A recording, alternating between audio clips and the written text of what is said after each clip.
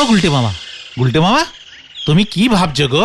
ও গুলটে মামা, অনেক গভীর ভাবনা রে, ভেরি দুঃখজনক, ইমোশনালিস্টিক।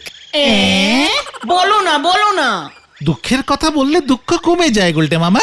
ওরে এই দুঃখ ঠিক সেই টাইপের দুঃখ নয় রে। তাহলে ওরে গলদপুরের ভুলভাল বলদের দল, এই যে আমি আমার সারাটা জীবন আড্ডার জন্য উৎসর্গ করিলাম, আমি কি পাইলাম?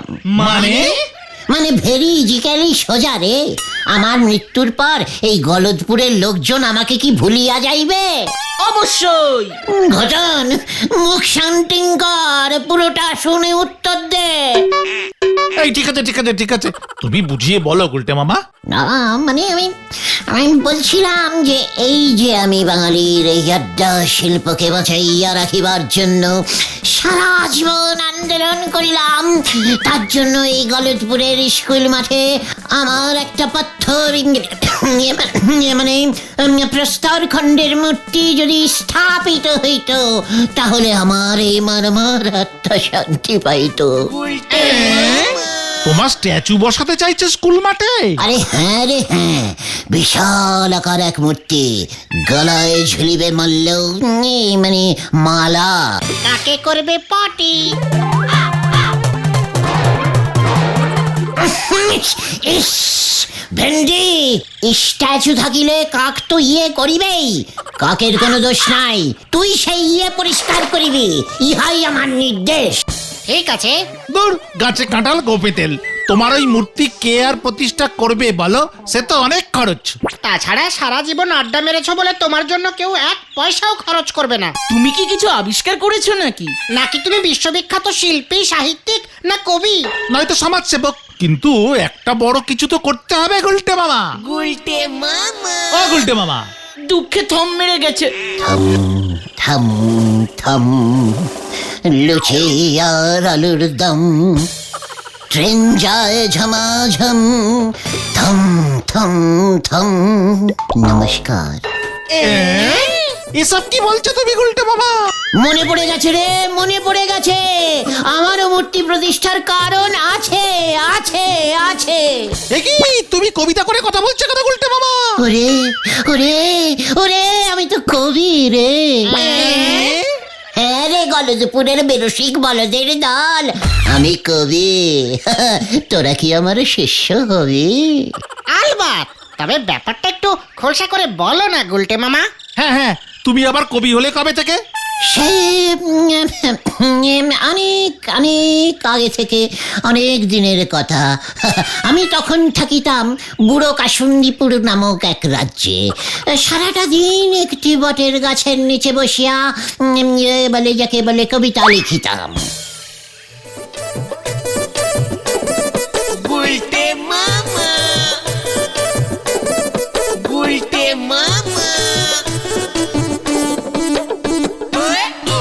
ওই যে আকাশ শুধু নীল নীল, তার মধ্যে ভেসে বেড়ায় শুধু কালো কালো চিল, বলদ ভেন্ডি পুকুরে ছুড়িতেছে ঢিল ঢিল।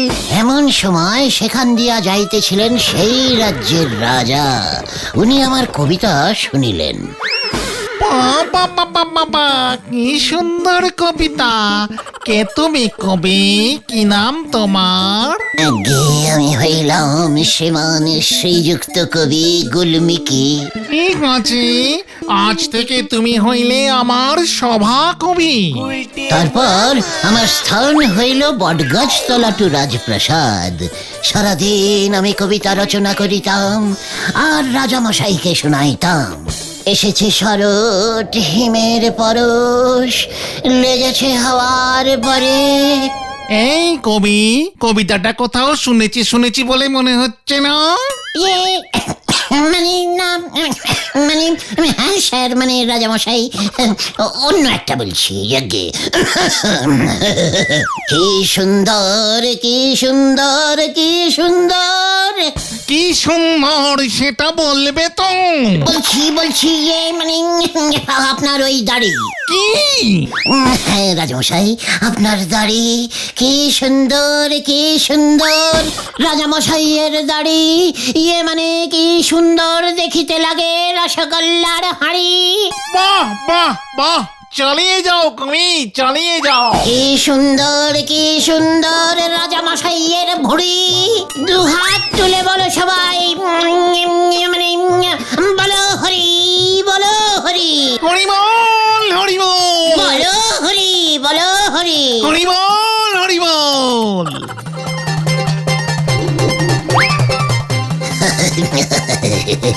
ঠিক আছে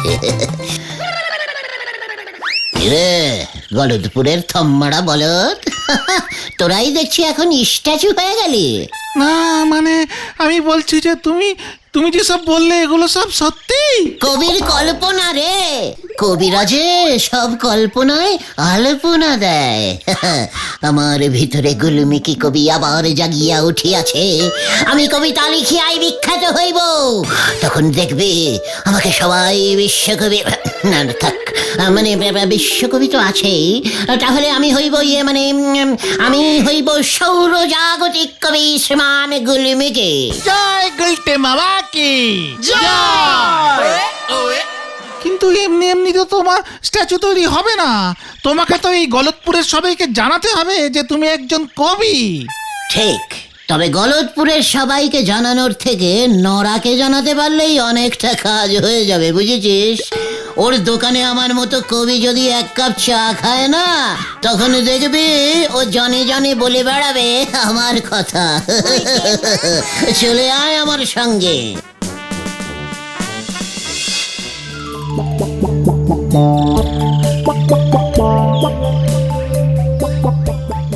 কি গো, আজ যে দেখতেছি গুলটে বাবু কোনো কথাই বলতেছে নে, একেবারে থম মেরে গেছে।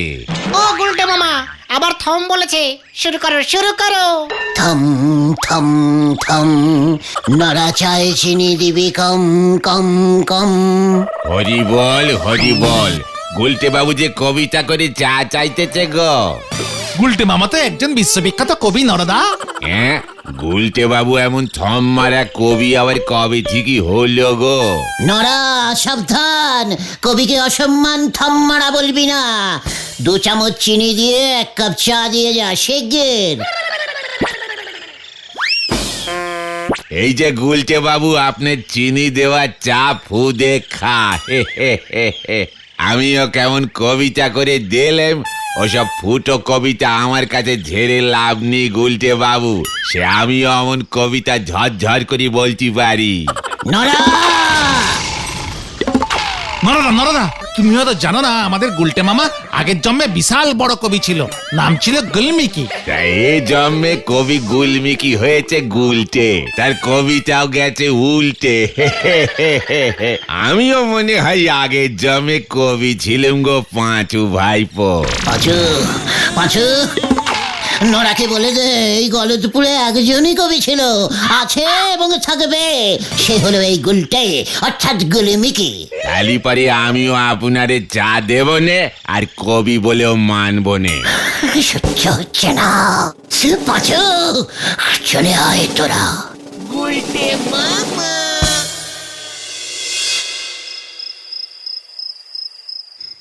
না না না না না না না না, যেভাবেই হোক লোকজনকে জানাতেই হবে যে আমি একজন বিশ্ববিখ্যাত কবি। কিন্তু কিভাবে জানবে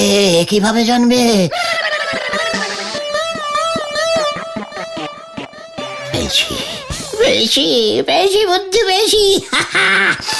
আমার কবিতার একটা বই ছাপিয়ে সেই বইয়ের কবিতা যদি স্কুলের বাচ্চারা মুখস্থ করে ব্যাস, তাহলে আর দেখতে হবে না, বাচ্চাদের মুখে মুখে আমার কবিতা ছড়িয়ে পড়বে। অপূর্ব। নমস্কার, আমি এখন একটা সৌরকবি শ্রী গুলমিকি গুহর কবিতা বলে শোনাবো। কবিতাটার নাম ব্যাঙাচি। ছি ছি ছি, আমি ব্যাঙাচি ধরেছি। ব্যাঙাচিটার নাম লিখেছি গরম পেঁয়াজি। এই যে বলতো পলটা, এখানে কবি ব্যাঙাসিটার নাম গরম পেঁয়াজি কেন রেখেছেন? আসলে কবি পেঁয়াজি খেতে ভালোবাসেন তো, তাই কবিতাটি লিখতে লিখতে পেঁয়াজির কথা মনে এসে গেছিল। ওরে উজবুক না রে, এখানে কবি গরম পেঁয়াজি বলতে সমগ্র বিশ্ব ব্রহ্মাণ্ডকে বোঝাইয়াছেন। বিশ্ব ব্রহ্মাণ্ড কেমন পেঁয়াজির মতো গরম হইয়া গিয়াছে। ব্যাঙাসি হইল এই ব্রহ্মাণ্ডের প্রাণীরা, অর্থাৎ আমরা। এর অর্থ বড়ই গভীর। আহা, কি লিখিয়াছেন কবি গুলমিকি। ইয়েস, আমাকে আজকেই হেড স্যারের কাছে যেতে হবে, তবে এমনি নয়, একেবারে কবির বেশে।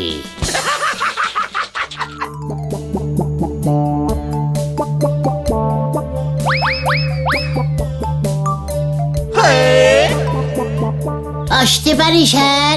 কে? ভিতরে আসুন। নমস্কার শ্রী শ্রদ্ধেয় হেড স্যার মশাই, আমি যে একটু আপনার সাথে কথা বলিতে চাই। আরে উজবুকের দল, বড় উজবুকটা আবার এমন পোশাক পরেছে কেন? কি ব্যাপার, যাত্রা দলে নাম লিখেছো নাকি? না না না না না না না না, আগে না স্যার, আমি তো এখন কবি। কি কবি তুই? ওই ওই তুই বের হবি নাকি? একই উত্তেজনা নয়, বড় ভয় হয়। স্যার, আমার কথাটি শুনুন, দয়া করে আমাকে আপনি চিনুন। তোকে আবার সেনার কি আছে রে উজবুক? গলতপুরের তুই বড় উজবুক গুলটে। ওই রকম সং সাজলে কি ভেবেছিস আমি তোরে চিনতে পারবো না? আমারে বিরক্ত করতে স্কুল পর্যন্ত এসে গেছিস, এত বড় সাহস তোদের? না স্যার, ভুল বুঝবেন না, এই জন্মে আমি গুলটে, কিন্তু আগের জন্মে তো আমি ছিলাম কবি গুলমিকি। আমার লেখা পুরনো কবিতাগুলো সব মনে পড়ে গেছে স্যার। তাই স্যার, আমি আপনার কাছে এসেছি। বুড়ো কাসুন্দিপুর রাজ্যের রাজার সভাকবি ছিলাম আমি। ওই সময় অনেক কবিতা লিখেছিলাম। ওইগুলো যদি এই জন্মে বই করে ছাপিয়ে বার করে স্কুলের ছেলেপুলেদের পড়তে দেন, ওরা খুব উপকৃত হইতো স্যার। কি আমার সঙ্গে মস্করা করার আর জায়গা পাও না উজবুক মরকট? তুমি আগের জন্মে গুলমিকি কবি ছিলে, হত সারা কয়ের পিঠে খ লিখতে পারে না, আর তোমার বই আমি ছাপাবো। এ মা, কেন পারি তো। কয়ের পিঠে খ, নীল ডাউন হ, হা হা হা, প ফ ভ। হত সারা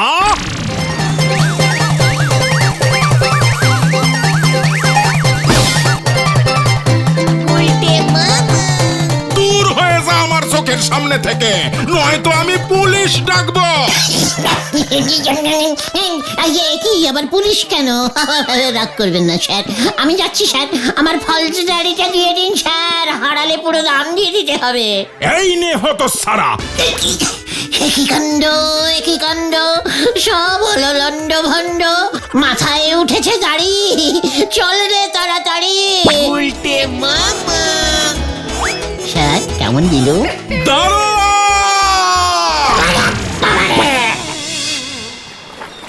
উল্টে মামা এবার কি করবে গুলটে মামা? ওই স্ট্যাচু তৈরির আশা তুমি ছেড়ে দাও। মুখ সামলে কথা বল, স্ট্যাচু আমার তৈরি হবে। আরে সেই স্ট্যাচুতে মাল্যদান করিয়া উদ্বোধন করিবেন আমাদের হেড স্যার নটু বাবু। কিন্তু কিভাবে? তুমি যে আগের জন্মে কবি ছিলে সেটা তো কেউ বিশ্বাসই করছে না। এ জন্মে তো একটা কিছু করো, আগের জন্মের ওই কবিতা দিয়ে এ জন্মে স্ট্যাচু প্যাচু হবে না গো গুলটে মামা। ওরে গলদপুরের ব্যর্থ বলদের দল, আমি এমন একটা বড় কিছু করিব, তখন দেখিবে শুধু এই গলদপুর নয়, প্রত্যেক পাড়াতেই আমার একটি করিয়া মূর্তি স্থাপন হইবে। এই গলদপুরের নাম বদল করিয়া এই কবির স্মরণে গুলটেপুর হইয়াও যাইতে পারে। কি করবে তুমি? মহাকাব্য লিখিব। মহাকাব্য? আরে মহাকাব্য, ইয়া মোটা হবে বইটা। আমার মাথাটা কেমন যেন ঘোরাচ্ছে গুলটে মামা। এখন তো তোদের অনেক কিছুই ঘোরাবে। তার থেকে বরং ঘরের ছেলে ঘরে ফিরে যা। আর হ্যাঁ শোন, কাল থেকে আমাকে আর পাবি না কিন্তু, বলে দিলাম। আড্ডা বন্ধ। কেন? কোথায় যাবে তুমি? সময় হলেই সব জানতে পারবি। আজ তো একটা মহাকাব্য লেখা তো সহজ কাজ নয় রে, ওসব তোরা বুঝবি না। উল্টে মামা যা বাবা।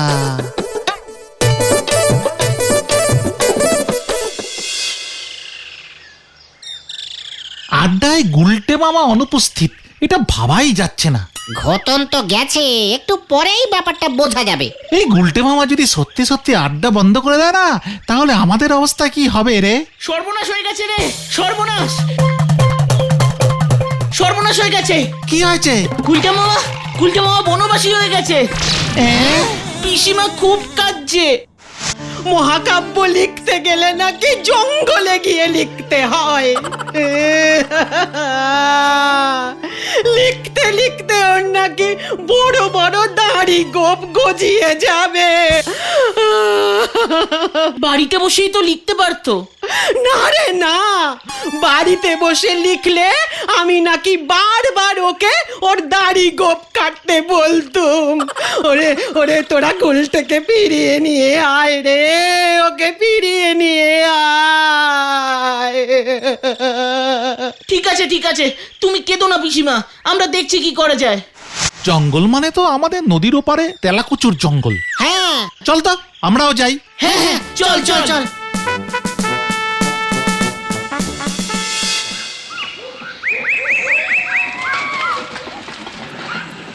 গুলটে মামা কোথায় গেল বলতো?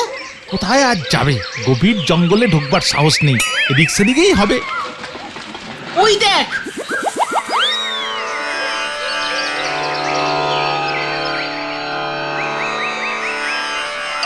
আরে গুলটে মামা গো, ও গুলটে মামা, গুলটে মামা গো, ও গুলটে মামা। গুলমিকে মামা বল, আজ থেকে আমি হলুম ঋষি গুলমিকে। পিসিমা খুব কাঁদছে, বাড়ি চলো। আরে বাড়িতে বসে মহাকাব্য রচনা করবে তুমি? কভি নেই, একদম নয়। ইতিহাস বইতে লেখা রহিবে এই টালাকুচোর তপবনে ঋষি গুলিমিকি মহাকাব্য লিখিয়াছেন। তোরা পারলে আমার দাড়ি গোপওয়ালা একখানা ছবি তুলে রাখিস, ইতিহাস বইতে ছাপাতে হইবে তো। কিন্তু তুমি এই জঙ্গলে কতদিন থাকিবে? মানে থাকবে 50, 60, 80, তার থেকেও বেশি বছর লাগিতে পারে। কি নিয়ে তুমি মহাকাব্য লিখবে? গল্পটা কিসের হবে? ভূতের? ঘটন, মহাকাব্যে ভূত আনিয়া ফেলিয়াছ, ফাজিল বালক। ঠিক আছে, সবই তো বুঝলাম, কিন্তু এত বছর ধরে লিখবে তুমি, এর জন্য তো প্রচুর পৃষ্ঠা চাই, কাগজ চাই, কালি চাই, কলম চাই, এসব চাই গুলটে বাবা। তোরা সাপ্লাই দেবে? রোজ এসে আমাকে এক দিস্তে কাগজ আর এক দোয়াত কালি দিয়ে যাবে, ইহাই আমার নির্দেশ। মহাকাব্যের শেষ পাতায় এর জন্য তোদের নাম আমি পদবিশুদ্ধ লিখিয়া যাইব, আমার সঙ্গে সঙ্গে তোরাও অমর হইয়া যাইবে। কিন্তু এত কালি আর পৃষ্ঠার যোগান দিতে দিতে তার আগেই তো আমরা মরে যাব গুলটে, মানে গুলমিকি বাবা। মরিয়া গেলে বইতে তোদের নাম উঠিবে না? সে না হয় বুঝলাম, কিন্তু তুমি খাবে কি? মুনি রাজা খায় ফল মূল লতা পাতা, মানে শাক পাতা, পুরো নিরামিষ। রাতেও বাড়ি ফিরবে না? কে রে? মুনিদের লাইফ সম্পর্কে ঘটনাটা দেখছি কোনো কিচ্ছু জানা নেই। তোরা এখন এখান থেকে দূর হয়ে যা, আমার চোখের সামনে থেকে দূর হয়ে যা। এবার আমি ধ্যানে বসলুম। গুলটে মামা, ও গুলটে মামা। গুলমিকি বাবা, ও গুলমিকি বাবা। এখানে থেকে বোধহয় লাভ হবে না, চল দেখি কি করা যায়।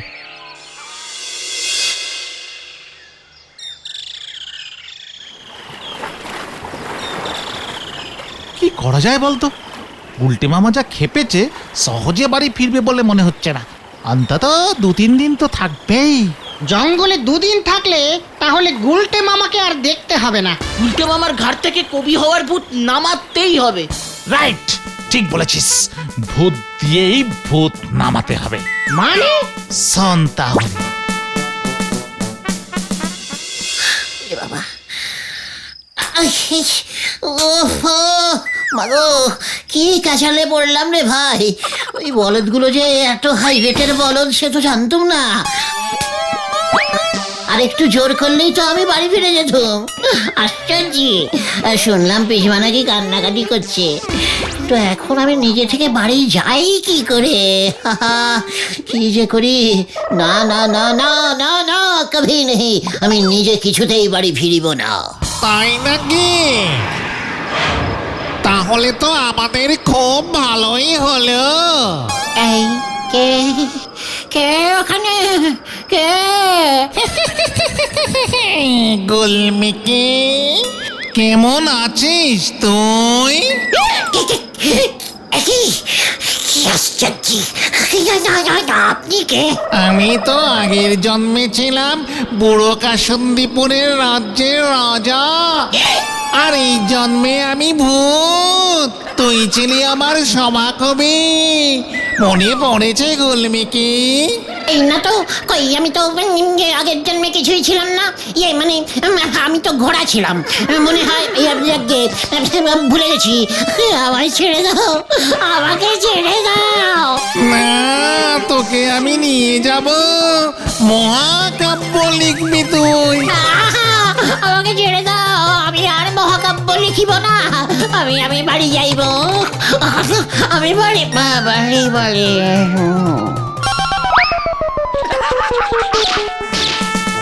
নে, প্ল্যান মনে হয় কাজে দিয়েছে।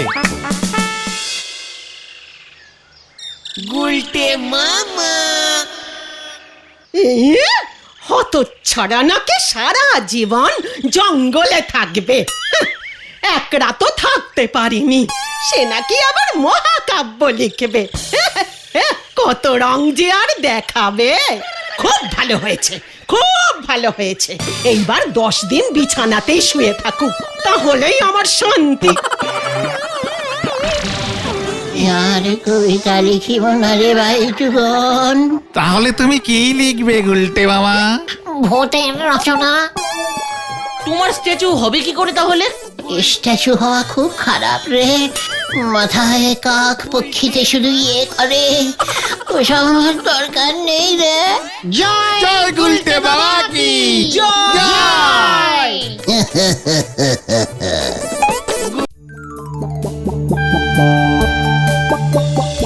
গুলটে মামা, আগে তুমি নরাদার দোকানে শুধু এক বেলাই চা খেতে, এখন কিন্তু সকাল বিকাল 2 বেলা হয়ে যাচ্ছে। তাও আবার ধারে। নরার চায়ের কেমন একটা নেশা ধরে গেছে বুঝেছিস। তাই নরার চায় গলা না ভিজিয়ে আড্ডাটা তেমন জমে না। সবই তো বুঝলাম, কিন্তু মাঝে মাঝে নরাদাকেও তো টাকা পয়সা দিতে হবে বলো। ওরে গলদপুরের দরদি বলদগণ, নরাকে আমি 1 টাইম চেকে সব পেমেন্ট করে দেবো। আগে ব্যাংক অ্যাকাউন্টটা তো খুলতে দে। কবে তুমি ব্যাংক অ্যাকাউন্ট খুলবে, তারপর তুমি নরাদার চায়ের ধার মেটাবে? নরা তো আর গলদপুর থেকে পালিয়ে যাচ্ছে না রে। চল তাহলে নরার দোকানে কড়া করে 1 কাপ চা খেয়ে আসি, দেখি মাথাটা খোলে কি না। ঠিক আছে ঠিক আছে, চলো চলো।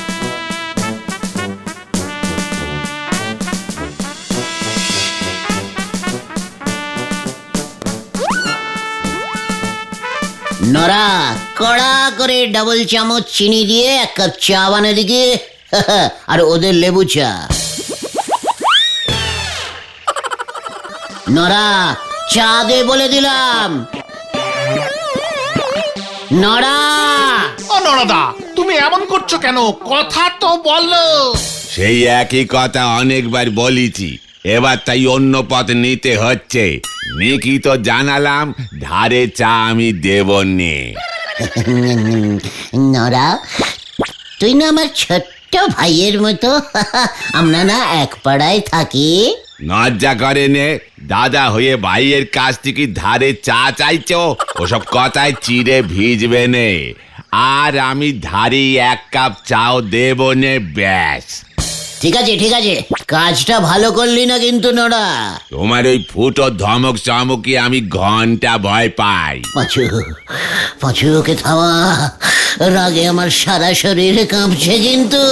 ঠিক আছে তুমি শান্ত হও গুলটে মামা, শান্ত হও। নড়া, তোর চায়ের দোকান আমি বন্ধ করে ছাড়বো, এই তোকে বলে গেলাম, তুই দেখে নিস। ঠিক আছে, আমিও দেখবো আপনি কত বড় ফুটো মস্তান। নরাদার সঙ্গে যে এমন একটা বিচ্ছিরি ঝামেলা হয়ে যাবে বুঝতেই পারিনি। দূর, ভালো লাগছে না মনটা। আমাকে আমাকে ফুটো মস্তান বললো ওই নড়া। এটা কিন্তু নরাদা ঠিক করেনি। আসলে গুলটে মামা হুট করে বলে বসলো যে ওর দোকান বন্ধ করে দেবে। সে তো রাগের মাথায় বলেছে। না রে ভেন্ডি, আমি ওই নড়ার দোকান বন্ধ করেই ছাড়বো। হ্যাঁ, এই না গুলটে মামা, এমন করো না। যতই হোক নরাদা আমাদের পাড়ারই লোক, ওই দোকান চালিয়ে ওর সংসার চলে। দোকান বন্ধ হলে ওর খুব অসুবিধা হবে গো। চা ছাড়া যে আবার আমার আড্ডা মারতে অসুবিধা হয়, সেটা তো নড়ার বোঝা উচিত ছিল।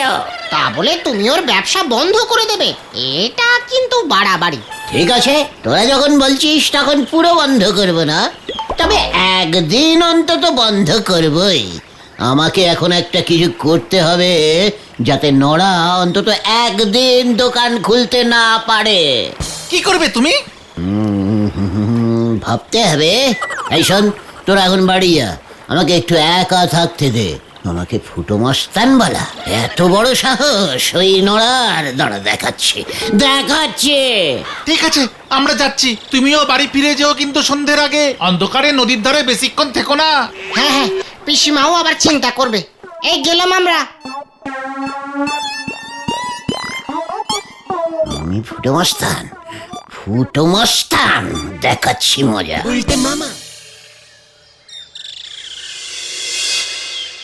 রামশরণ চাচা, গুলটে আয়া, বাইরে নিকলে আসুন। রামশরণ চাচা।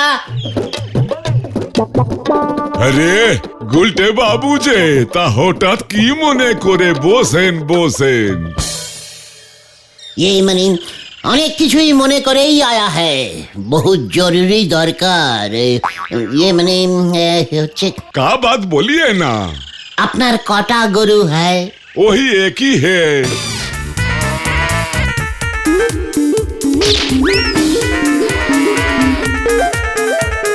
কিতনা দুধ দেয় ও রোজ? वो हाँ 2 ड्राम। এক গরু আর 2 ড্রাম দুধ? এর মধ্যে কত জল মিশাতা হ্যাঁ চাচা? 50-50। ঠিক হ্যাঁ, আমার কাজ হয়ে जाएगा। आपका भी दूध चाहिए? आउट तो होवे ना। 1 ड्राम दूध रोज नौरा लिए जाए और दुकाने लागे, और 1 ड्राम ओ जगदार बाबू, हेडसर बाबू और पोटेश्वरी दीदी को हमके दीते होए, আর तो दूध नहीं होगा। সে কি, আমার তো রোজ ইয়ে মানে 50 গ্রাম দুধ চাই। ঠিক আছে, উঠি তাহলে। नहीं नहीं, बैठिए ना। ব্যাপার কি আছে সেটা তো বলুন। এ তো দুধ নিয়ে আপনি কি করবেন? পথে আইয়ে পথে আইয়ে বাছা। আসলে তুমি তো জানো চাচা, हमार সাথে देश विदेश का बड़ा बड़ा सब ये राजा का दोस्ती है। ये मने होगा। एक बड़ा राजा है, राजा दुधेश्वर। क्या नाम? दूधे? हाँ, দুধেশ্বর, দুধেল প্রদেশের রাজা। ও রাজা दूध खूब ভালোবাসতা है। लेकिन राजा के एक बाजे नेशा पाया है। वो क्या है? दूध दिए चान करता है रोज रोज। दूध से नहाता है? बाप रे बाप। हाँ, ও রাজা हमको बोला, गुलटे हमार জন্য 50 গ্রাম দুধ পাঠাইয়ে। 1 গ্রাম দুধের জন্য 50,000 টাকা दूंगा। ये মানে টাকা দেবেন। 1 ड्राम दूध के लिए 50,000?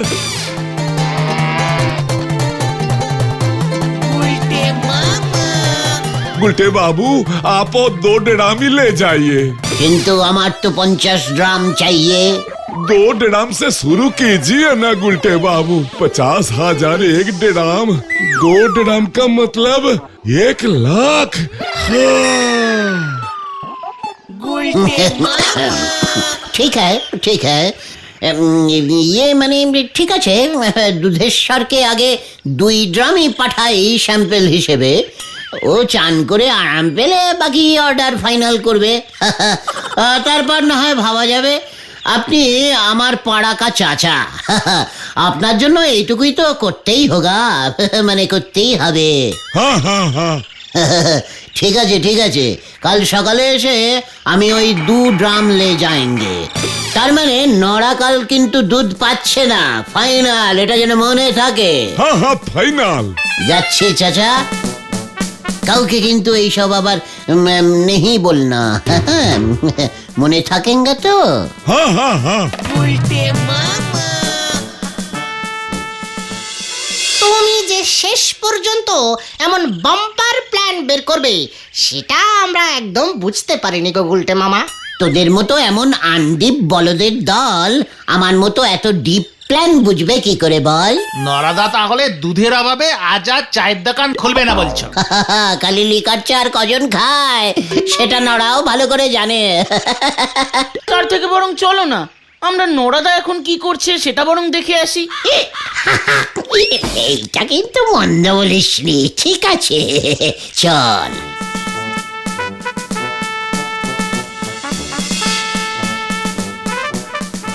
আমাকে ফুটো মস্তান বালা, দেখ এবার কেমন লাগে।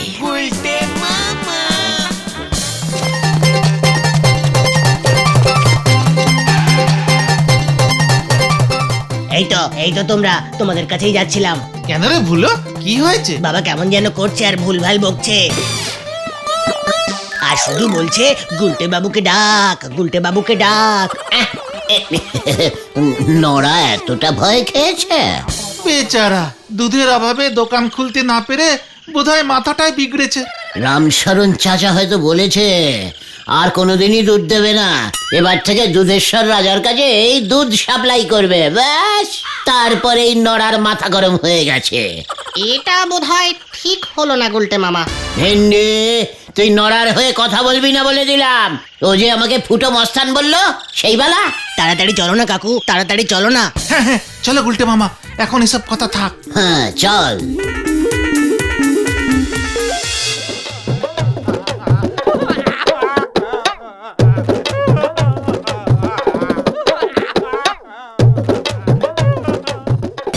এই আমার কি হলো গো গুলটে বাবু, আপনি কিছু করেন গো, আপনি ছাড়া আমার অন্য কোনো গতি হবে না গো গুলটে বাবু গো। ঠিক আছে এতটা ভয় পেতে হবে না, তোর আগেই বোঝা উচিত ছিল নড়া। আপনি কি বলতেছেন গো? ভয় তো আমি পাইনি, আপনার মতো ফুটো মস্তানকে আমি খামোকা ভয় খেতে যাবো কেনে? নড়া, পাঁচু, নড়া আমাকে আবার ফুটো মস্তান বললো। ফুটো মস্তানে রে, ফুটো মস্তান বলবো না তো কি বলবো বলেন দিদি? নড়া, আমি কিন্তু তোর দোকান চিরদিনের মতো বন্ধ করে দেবো এবার। ওই দোকান আমি আর খুলবই নে। মানে দোকান আর খুলবে না মানে? আমি তো অনেক বড় লোক হয়ে গেছি গো। বড় লোক? নড়া কি বলতে চাইছিস? ঝেড়ে কাশ কিন্তু। বেশি করে কাশলি পরে কব বার হয়ে যাবে, তার থেকে বরং আস্তে আস্তে করে বলতেছি গো। ব্যাপারটা কি বলবে তো? আমি মনে হয় গুপ্তধন পেয়েছি গো। কি কি গুপ্ত ইয়ে মানে গুপ্তধন? তালি পরে আর বলতেছি কি গো। নড়া, তুই ঠিক বলেছিস, আমি ফুটো মস্তান, আগে বুঝতে পারিনি। তুই আগে গুপ্তধনের ব্যাপারটা বল দেখি। হ্যাঁ আজ সকালবেলা এই কাগজটা কে যেন ওই জানালা দিয়ে ফুটুস করে ঘরে ছুরি মারলো গো। আমি তখন সবে ঘুম থেকে উঠিয়ে এইখানে বসে বুঝতে চেষ্টা করতেছি সকালের বড় চাপ এলো কি না। দেখি কাগজটা কি লেখা আছে। গুপ্তধন আছে রানীমার কাছে, রানী বন্দি কুঠুরিতে হাজার সেনার পাহারাতে, কুঠুরি ঝুলছে গাছে মন্দিরের পিছে। রানী থাকে কোথায়, নরার দোকান যেথায়। তার মানে গুপ্তধন আছে রানীমার কাছে। রানী থাকে কোথায়? নরার দোকান কোথায়, তার মানে তো আমাদের এখানেই। মানে আমাদের গলতপুরে? গলতপুরে গুপ্তধন? নরা, সত্যি করে বল, এই চিঠি তোকে কে দিয়েছে? বিশ্বাস করেন গুলটে বাবু, আমি জানি নেকো। আমি তো বহুকাল আগে মায়ের কাছে মানত করেছিলাম গো, আমি যেন ওই গোবিন্দ বাবুর মতো কিপ্টে বড়লোক না হই। তাই বোধ করি মা আশীর্বাদ করিয়ে এই গুপ্তধনের খোঁজ পাইতেছে গো। সেই গুপ্তধনের খোঁজ তুই আমাদের দিলি কেন? এ কি বলতেছেন গো গুলটে বাবু? ওই অত বড় কবিতের মানে আমি ঠিকঠাক বুঝতে পারবো নাকি? ভুল বুঝে যদি ওই উল্টো দিকে চলে যাই তবে তো বিপদে পড়ে যাব। ওইদিকে হেড সাইডে বললি খবরটার গোপন রাখা যাবে নে। পুরো পেপারের হেডলাইন করে দেবে আর বলবে নরা গুপ্তধন তুই সব দেশের সেবায় দান করবি, তালি পরে তো আরো বড় বিপদ। তাই ভাবলাম এই গলতপুরে তোমরা ছাড়ার কাকেই বা আমি বিশ্বাস করবো বলো দিদি? গুপ্তধন উদ্ধার করলে আমরা কত পাবো? সে আমি কত কি পাই তার উপর নির্ভর করতেছে। আমার যেন দুধের অভাব না হয়, 5-10 গরু কিনতে পারি, এটুকু টাকা থাকলেই আমার চলি যাবে। নরা, আমাকে তুই বাকি জীবনটা ফুটো মস্তান বললেও আর তোর দোকান আমি বন্ধ করব না। সে তো আপনারে ভালোবেসে বলি। তাহলে ওই গুপ্তধন উদ্ধারের দায়িত্ব তুই আমাদের দিচ্ছিস? বরং নিজের ভেবে গো গুলটি বাবু। নরা, তুইও যে আমাদের বড় আপন, বড় নিজের। তাহলে চলো আমরা এক্ষুনি বেরিয়ে পড়ি গুলটে মামা। চল চল চল চল। দেখলি নরা আমাকে কি রেটে ভয় খেয়েছে, একেবারে গুপ্তধনের খোঁজ দিয়ে দিল। সে তো ওই কবিতাটার মানে বুঝতে পারছে না বলে হেল্প নিয়েছে, ভয় খেয়ে না। পাঁচু, ও ভয় খেয়েছে কিনা সেটা তুই আমাকে বলে দিবি? তবে গুপ্তধনের এই সংকেত কবিতা নরাদাকে কে পাঠালো বলো তো?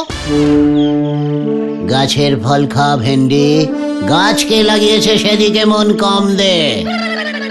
রানী থাকে কোথায়, নরার দোকান যেথায়। তার মানে গুপ্তধন আছে এই গলতপুরেই কোনো গোপন কুঠুরিতে। কুঠুরি ঝুলছে গাছে মন্দিরের পিছে। আর গলতপুরে একটাই পুরনো মন্দির আছে, তার মানে ওই মন্দিরের পেছনেই আছে গুপ্তধন। কিন্তু ব্যাপারটা কি এত সোজা? রানী বন্দি কুঠুরিতে, হাজার সেনার পাহারাতে, এটা ভুলে যেও না। ভালো কাজে ব্যাগড়া দেওয়া তোর বরাবরের স্বভাব ভেন্ডি। মন্দিরের পেছনে হাজার সেনা, ওই সব কবিতার ছন্দ খেলানোর জন্য লিখতে হয়। তাছাড়া বহুদিন আগেকার লেখা ওই গুপ্তধনের সূত্র, তখন সেনা থাকতে পারে, এতদিন পর সব সেনা মরে গেছে, ময়দান ফাঁকা। যাবো আর টুক করে গুপ্তধন উদ্ধার করে নিয়ে চলে আসবো। গুপ্তধন পেলে তুমি কি করবে গুলটে মামা? আমাদের ভাগ দেবে তো? ওরে গলতপুরের ধার বাকির বলদ পাঁচু, আমি রাজা হব রে, রাজা, রাজা দুধেশ্বর। পাঁচু, তুই হবি আমার মন্ত্রী, ভেন্ডি সেনাপতি। আর আমি? তুই আমার সিংহাসনের পেছনে দাঁড়িয়ে হাওয়া করবি। উফ, সে কি দিন হবে রে! আমি দিনের বেলায় মুঠো মুঠো সোনা দান করিব,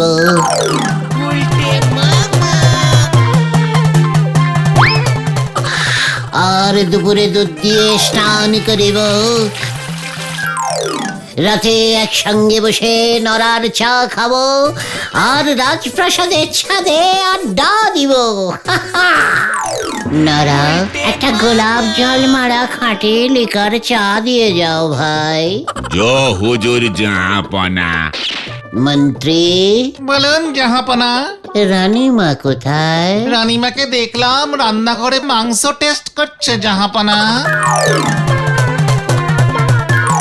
কবিরাজকে খবর দাও, রানীমা তো খেলে ভাড়ার শেষ হয়ে যাবে যে। জয় হুজুর জাহাপনা। সেনাপতি, অস্ত্র শস্ত্র সব ঠিক আছে তো নাকি নাকি বেঁচে দিয়েছ? না হুজুর, সব আছে। সৈন্যদের বলেছি অস্ত্রগুলোতে ধার দিতে। এই নিন গোলাপ চা জাহাপনা। বাহ বাহ নড়া, বাহ বাহ বাহ বাহ বাহ বাহ বাহ বাহ। ও গুলটে মামা, গুলটে মামা, ও গুলটে মামা, গুলটে মামা। এই কি হলো তোমার? হ্যাঁ কিছু না, আসলে এতগুলো গুপ্তধন তো এই একটু চিন্তায় পড়ে গেছিলাম আর কি। আগে তো পাও, তারপর না হয় চিন্তা করো। ঘটনা, এই জন্য তোকে আমি পেছনে দাঁড় করিয়ে হাওয়া করাবো, বুঝেছিস? আমরা গুপ্তধন খুঁজতে যাব না এখানেই দাঁড়িয়ে থাকবো? এই না না না, এক্ষুনি চল, এক্ষুনি চল।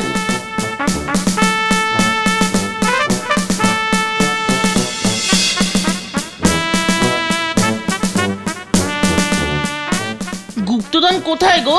গুপ্তধন আছে, আছে, ভালো করে খোঁজ, গাছে ঝুলছে। গাছে গুপ্তধন ঝুলছে? তাই তো লেখা আছে, বাজে টাইপের হতাশ বলদ, চুপ করে মন দিয়ে প্রত্যেকটা গাছ খোঁজ। রানী বন্দি কুঠুরিতে, হাজার সেনার পাহারাতে। তার মানে পেয়েছি গুলটে মামা। কোথায়? কোথায় কোথায় কোথায়? ওই দেখো। এ কি, ওটা তো মৌচাক। তুই দেখছি জঘন্য টাইপের পচা ডিমের দুর্গন্ধযুক্ত বলদ হয়ে গেছিস পাঁচু। রানী বন্দি কুঠুরিতে, রানী মানে রানী মৌমাছি একটাই থাকে, হাজার সেনা পাহারাতে। মানে কবি এখানে শ্রমিক মৌমাছিদের কথা বলেছে গুলটে মামা। এখানে কবি এলো কোত্থেকে? না মানে গুপ্তধন সূত্রটা যে লিখেছে গুলটে মামা, আমি নিশ্চিত কবি এখানে ওই মৌচাককেই বুঝিয়েছেন। খুব বাজে কবি তো। তার মানে ওই মৌচাকের ভিতরেই গুপ্তধন আছে। ইয়েস। দোষ, এটুকু গুপ্তধন। বেশি লোভ করিস না ঘটনা, হয়তো ওই মৌচাকের ভিতরেই আছে পৃথিবীর সব থেকে অমূল্য মানে দুর্মূল্য হিরে। হ্যাঁ রে, আর কথা না বাড়িয়ে ওই মৌচাকের ভিতর থেকে হিরেটা বের করে নিয়ে আয়, গলদপুরের বিগ বাজেটের বলদরা। ওরে বাবা, আমি যাব না। মৌমাছি কামড়ালে রক্ষা নেই গুলটে মামা। হ্যাঁ গুলটে মামা, আমি নেই এর মধ্যে। আমিও না। মানে গুপ্তধন তার মানে তোদের চাই না? না। মানে তাহলে কি হবে? আমার তো চাই। মানে তীরে এসে তোরা যে এইভাবে ঝোলাবে সে তো আমি বুঝিনি কো। উল্টে মামা, তুমি একা রাজা হলেই চলবে? ওরে, একটা দেশে কটা রাজা থাকে একসঙ্গে? তোদের আমি অর্ডার করছি, ওরে আমার বীর পুরুষ সাহসী সাগরেদরা, হ্যাঁ যা, তোরা ছিনিয়ে নিয়ে আয় ওই গুপ্তধন। যা যা যা। না না না, তোরা না গেলে আমি একাই চলে যাব, কিন্তু তখন কিন্তু তোরা আমাকে বলতে পারবি না। না না না না, আমরা কিছুই বলবো না, তুমি যাও যাও যাও যাও। তুমি রাজা হবে না গুলটে মামা? বিশাল রাজা। রাজা? হ্যাঁ, আমি রাজা হবই।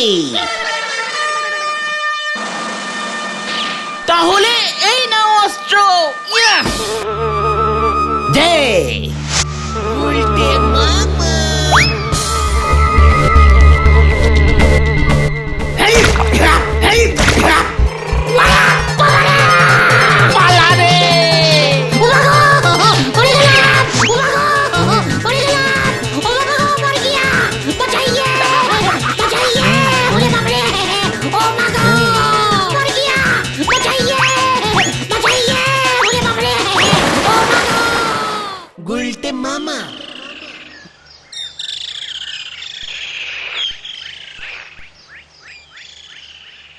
ও হেড স্যার বাবু, আপনি যা ওই গুপ্তধনের কবিতে লিখে দিয়েছেন নে, শুনতেছি ওই গুলটে নাকি মৌমাছির কামড় খেয়েই একেবারে কুপোকার।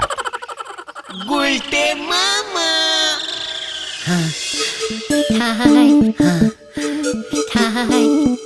এসব ওই নরাদা আর হেড স্যারের চাল ছিল গুলটে মামা। এর মধ্যে আবার হেড স্যার ঢুকলো কেন রে ভাইটুকুন? নরার দোকানে দুধ নেই, দোকান বন্ধ।